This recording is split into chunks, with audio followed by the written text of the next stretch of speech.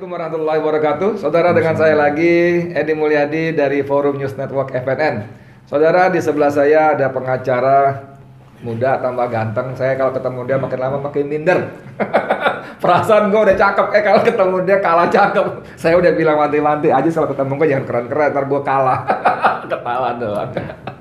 Ajis Yanuar Esa, apa kabar Jis? Sehat ya? Alhamdulillah. Beliau ini salah satu koordinator tim advokasinya Habib Rizik. Ya, salah satu anggota. Salah satu anggota ya, tapi punya peran penting bersama teman-teman pengacara yang lainnya. Dan kalau menurut kita, usaha teman-teman Ajis dan kawan-kawan ini sudah maksimal luar biasa. Tapi memang Allah ternyata punya rencana lain ya. Kita bicara tentang vonis Pengadilan Tinggi DKI Jakarta yang menguatkan vonis dari Pengadilan Negeri Jakarta Timur atas hukuman 4 tahun penjara Habib Rizik Syihab dalam kasus swab ya, Rumah Sakit Umi. Saya tadi sempat komunikasi, cuman karena beliau sibuk cuma lewat WA. Dan membuat saya terharu adalah ketika Ajis dalam WA itu menjawab bahwa apapun yang terjadi, alhamdulillah, wis dahsyat. Kalau menang, maka keadilan masih ada. Kalau kalah, beliau tidak tulis tidak ada keadilan, tapi kita bersabar. Perjuangan masih panjang. Dahsyat Ajis, luar biasa ya. Tadi saya kombinasi dengan videonya Ahmad Kozinuddin, pengacara muda juga, pejuang yang tangguh juga. Walaupun saya ngambil dari video teman yang lainnya. Dan punya satu benang merah. Ini dua pengacara ini saya nggak yakin mereka ada komunikasi sebelumnya, tapi dua-duanya berpendapat sama. Alhamdulillah kulihal, ala kulihal. Ya kalau tadi Ahmad mengatakan Alhamdulillah ala kulli syai' gitu ya. Alhamdulillah ala kulli hal. Jadi alhamdulillah untuk segala keadaan, termasuk musibah ini. Dahsyat. Ini saya katakan dalam podcast saya sebelumnya, saya belum nyampe level itu. Dahsyat kan. Ajis, gimana sebetulnya nih kok bisa seperti ini? Apa teman-teman pengacara sudah menduga sebelumnya bahwa nanti Pengadilan Tinggi Jakarta akan menguatkan putusan Pengadilan Negeri Jakarta Timur?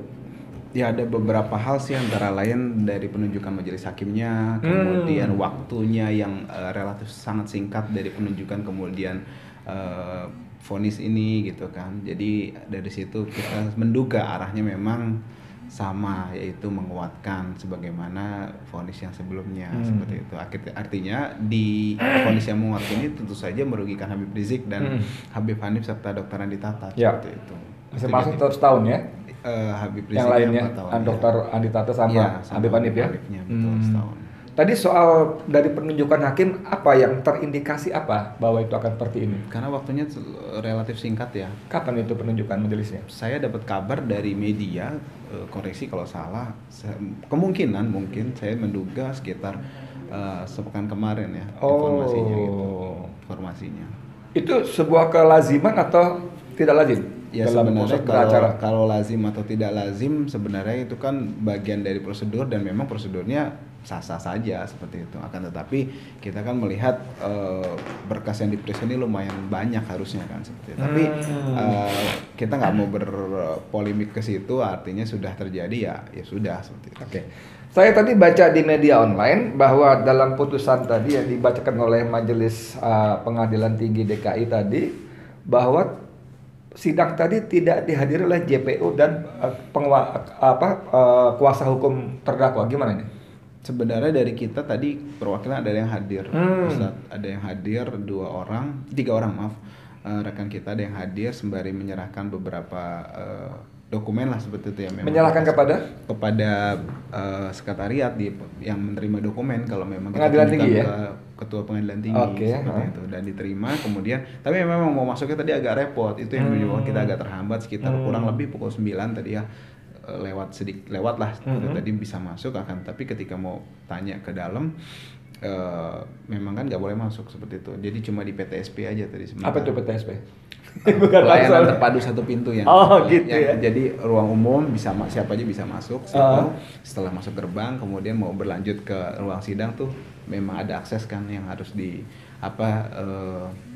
yang dikeluarkan oleh pihak petugas gitu kan untuk kita bisa masuk. Nah itu kita tidak dapat seperti itu. Tapi memang dalam sebuah sidang dari banding itu memang tidak harus didampingi pengacara. Tidak harus.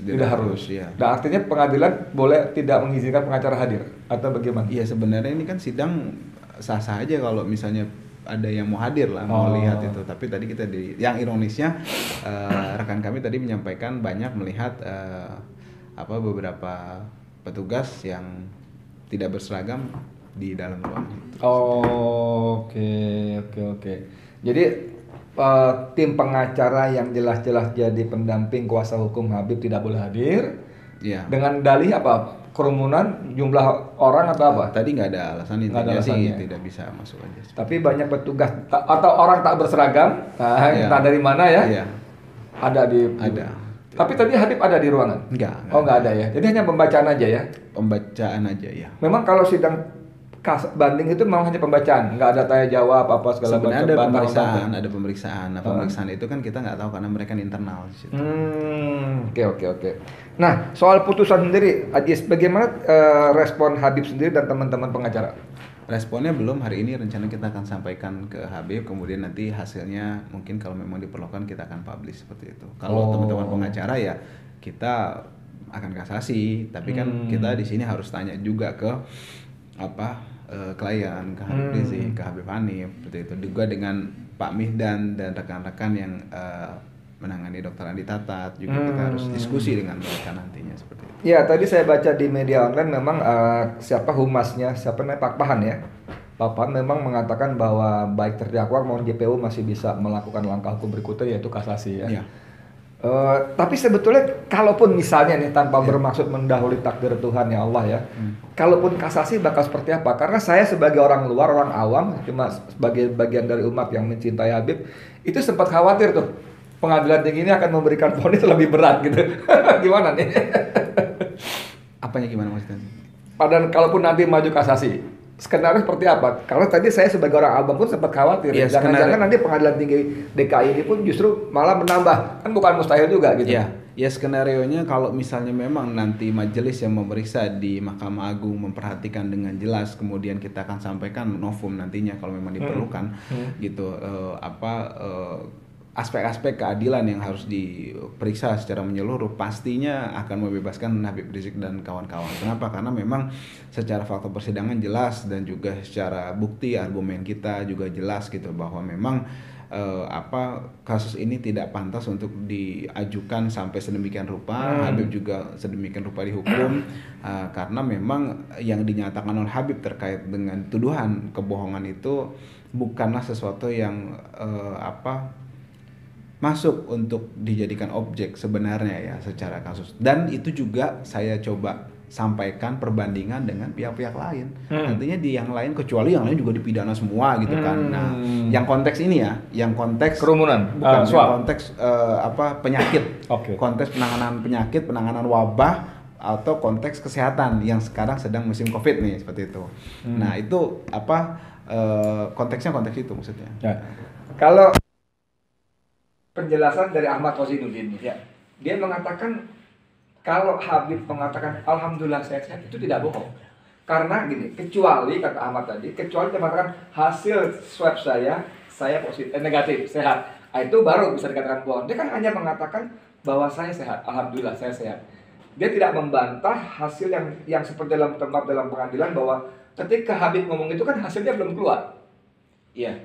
Jadi ketika dia alhamdulillah saya tidak ada unsur bohong, kecuali memang faktanya hasil swab mengatakan dia reaktif, dia bilang saya alhamdulillah nggak masalah, itu baru bisa bohong. Nah, kan gitu tuh. Iya.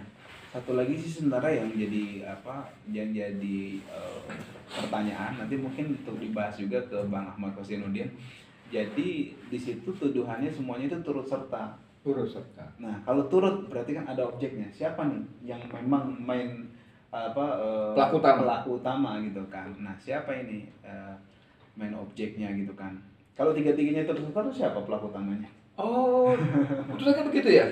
Seperti itu. Oh, luar biasa. Jadi kita bingung di situ. Kemudian yang selanjutnya itu kalau saya ini ya, karena yang Dr. Andi Tatat atau Habib Hanif saya kurang memperhatikan. Yang saya perhatikan yang Habib Rizik tadi soal putusan itu.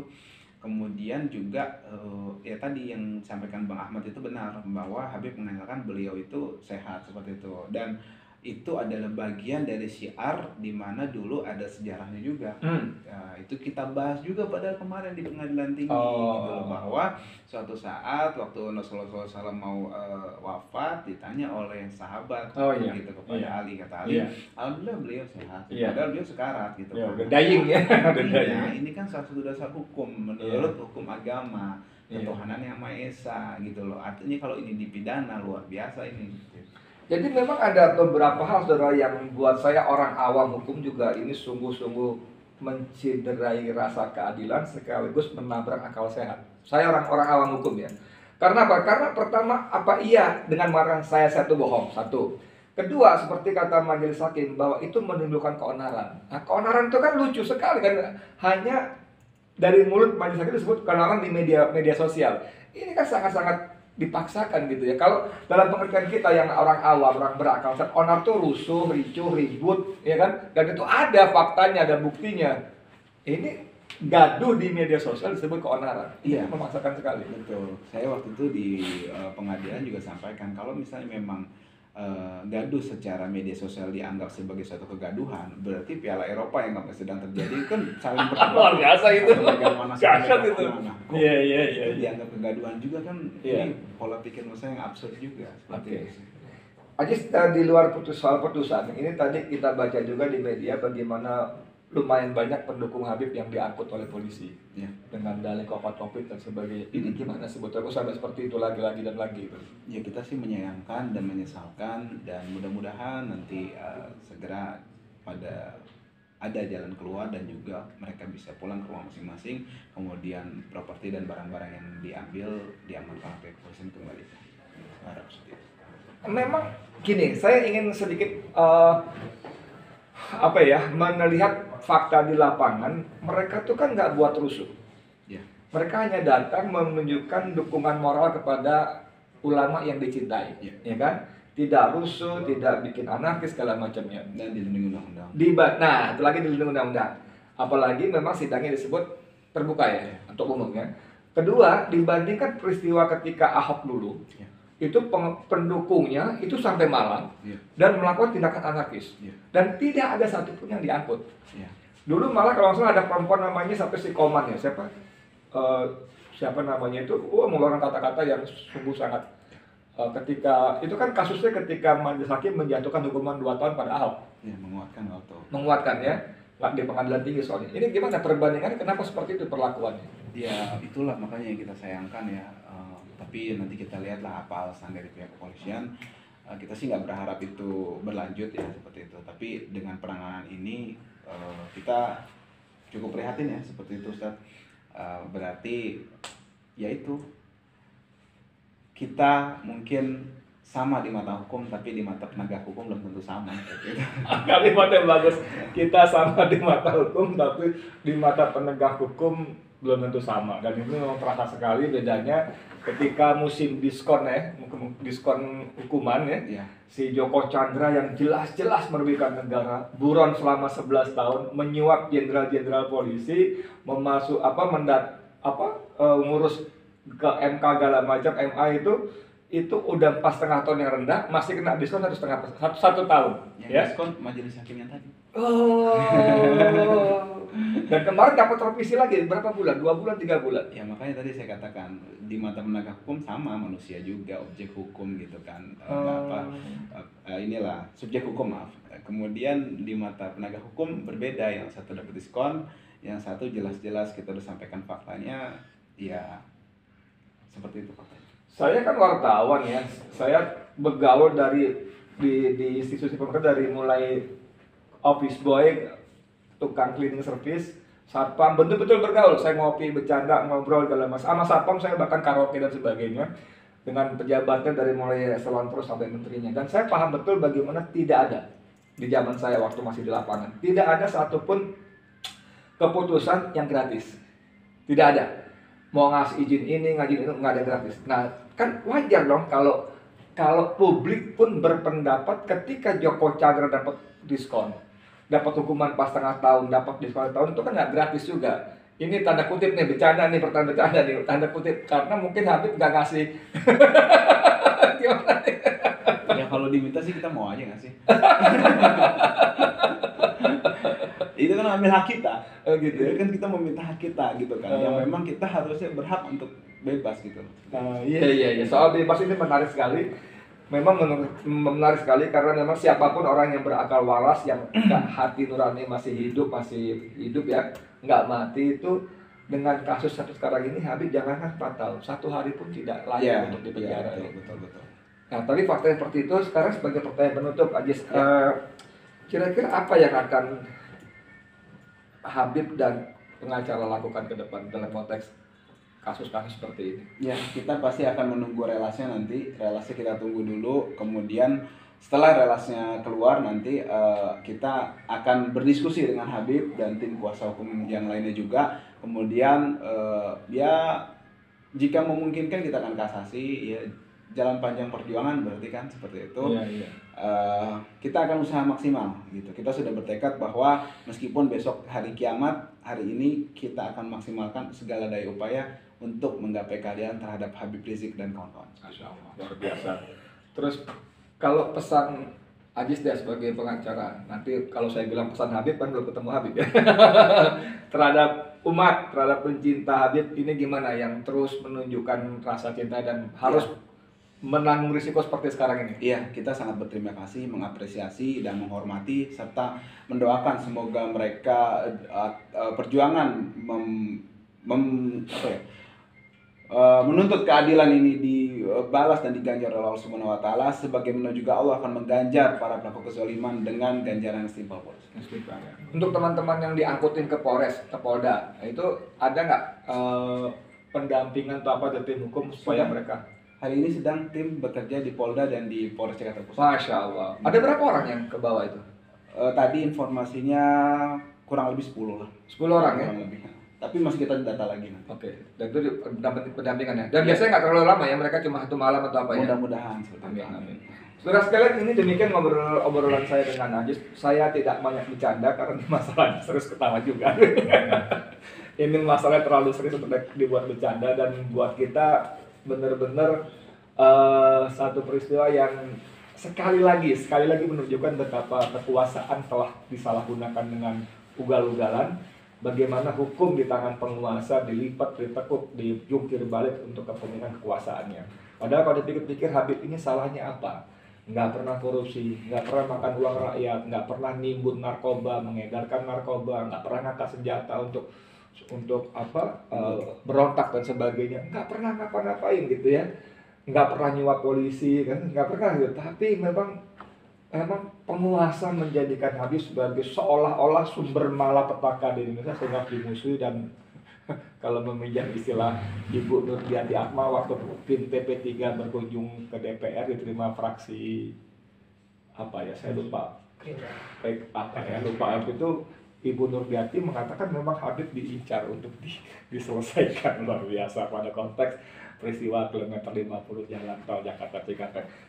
Hasbunallah ni'mal wakil, ni'mal maula wa ni'man nasir. Kita pasrahkan pada Allah, tugas kita adalah hanya berjuang. Saya Andi Mulyadi untuk FNN. Assalamualaikum warahmatullahi wabarakatuh.